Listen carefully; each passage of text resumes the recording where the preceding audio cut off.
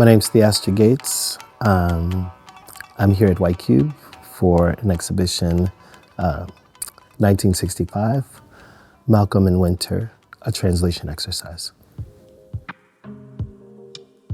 Malcolm in Winter is about a few things. It's what happens when you decide to activate an archive that has a particular political potency and social potency.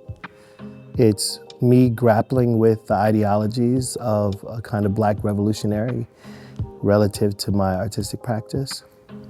But it's also about kind of what happens when friends from different places meet each other and have an affinity for the same things.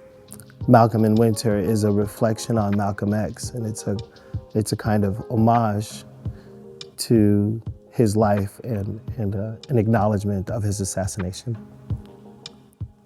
I have access to this collection of historical documents that are mainly translations of Malcolm X's speeches into Japanese by an amazing couple, Haruhi Ishitani and Ei Nagata. This couple, as young people, became interested in the movement of the left in the United States and had heard about kind of freedom movement that was happening, particularly in Harlem, New York. And they traveled to Harlem, where they came upon the socialist movement and the labor movements that were happening there. And they were young students, and they met Malcolm X. The project for me is kind of acknowledging how trajectories of knowledge live not only in one place for one people, but those values and those ideas and those ideologies, they have the ability to shape other futures in other places and other ideological movements, other political movements. And so through Nagata-san's writing and his translations, I found myself inspired to make new works.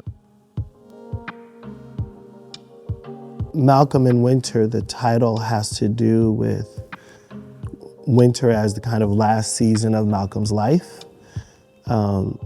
Winter, a kind of cold moment in the political sphere, let's say. And I wanted to find ways to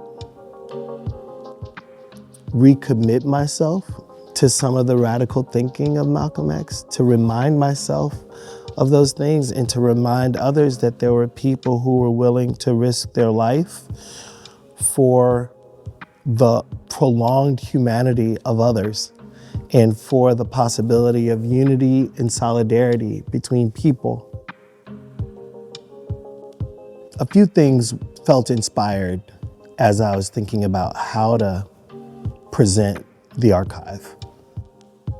I felt deeply inspired by the architecture that would have been Haruhi's childhood architecture and the ways in which traditional Japanese architecture kind of manifests in my life and manifests in the buildings that I found myself in while in Japan.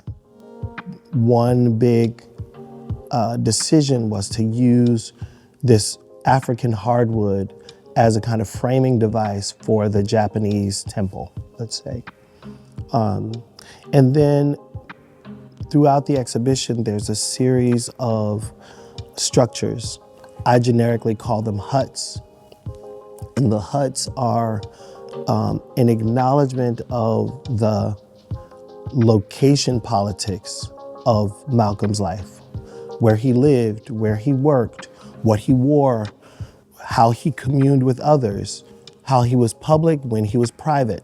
These huts are a kind of a hermitage or a shelter or a kind of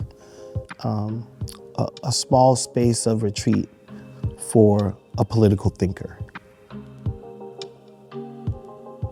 And then there were moments where I wanted to allow the more conventional parts of my own artistic practice to be pushed. I wanted to be pushed by the content of Malcolm's life and pushed by the fervor of Haruhi's willingness to give her life, dedicate her life to this archive and to her partner, and also to living a life where those political beliefs could have fertile ground for the political truth of Japan. I'm just really proud to be a temporary steward of these objects and of this writing, and I hope that it's really evident in this exhibition.